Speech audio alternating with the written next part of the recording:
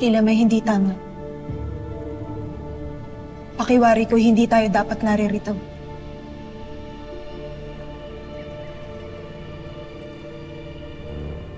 Ikubli mo ang pakiramdam mong iyan, Dea. Sapagkat ito na lamang ang natatanging paraan upang mailigtas natin ang Encantadia.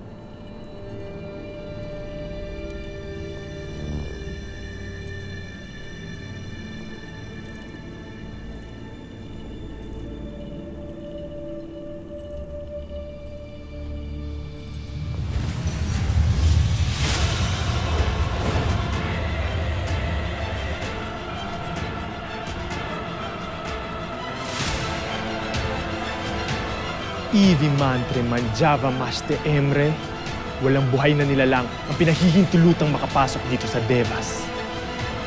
Kaya't lumisa na kayo kung ayaw niyong maging Eve Tre na lamang.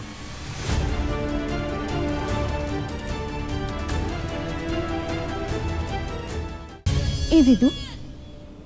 Ako si Eshnad, ang punong bantay sa lagusan ng Devas. At may atas na dagitin ang sinumang mapangas na magtangkang pumasok dito. Hindi kami mga pangahas at kung sino-sino lamang. Kami ay mga sangre. At higit pa dito ang aking mga kasamahan ay ang mga itinakdang tagapangalaga ng brilyante na nagmula pa kay Emre.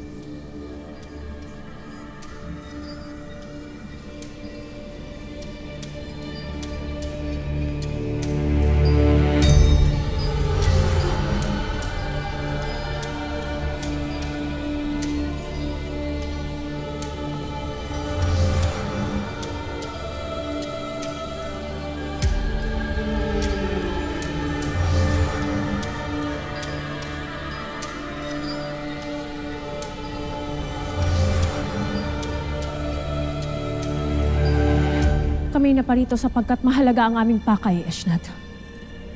Isang pangmalawakang dilubyo ang nagaganap ngayon sa Encantadia, kaya't kailangan namin makausap ang bathalang Emre. Kung gayon, kailangan niyong malagpasan ang aking mga pagsubok. Handa akong harapin ka.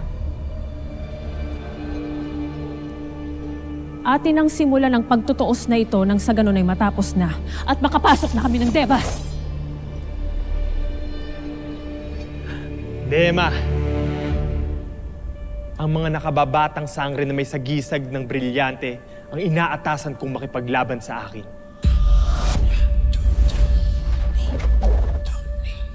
At bakit hindi ako? Kayo ay nasa aking lagusan, kaya't aking patakaran lamang ang siyang masusunod.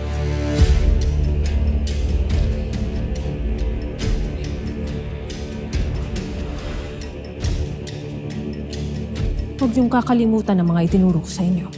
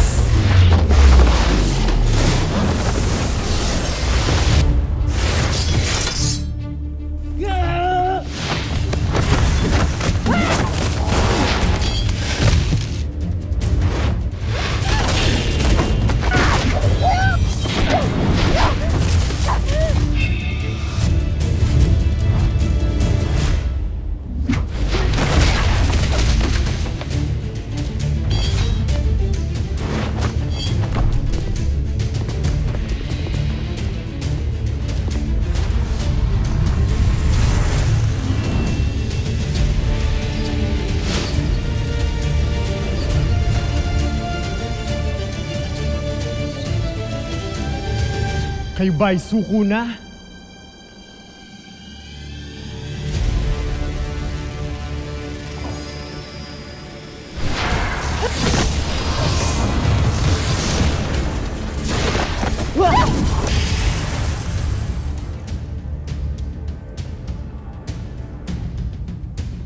Tunay bang kayo ang mga itinakdang bagong tagapangalaga ng brilyante? Bakit ang kukupad ninyo? Astade! Pambihira naman tong San Pedro na to! Nakuha pa mang asar! Anong San Pedro?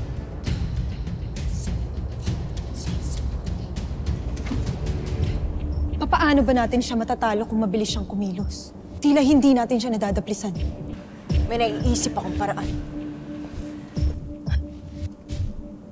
Ano?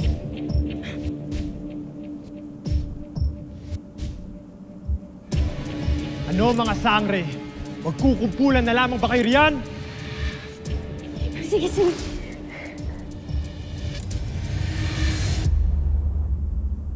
Ay, sorry.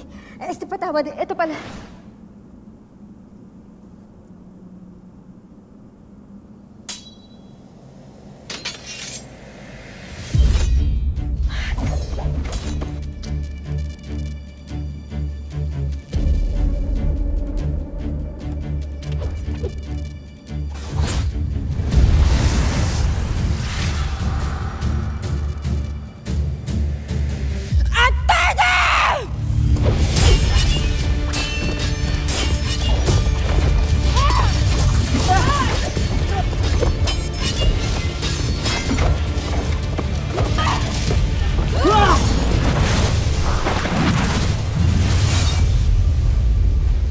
Talo ka na, San Pedro.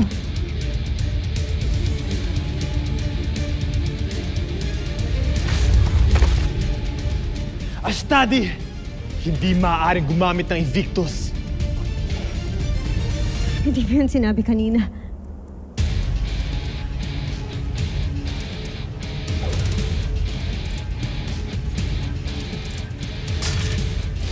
Sieda labis sa retre-ente, mga sangre.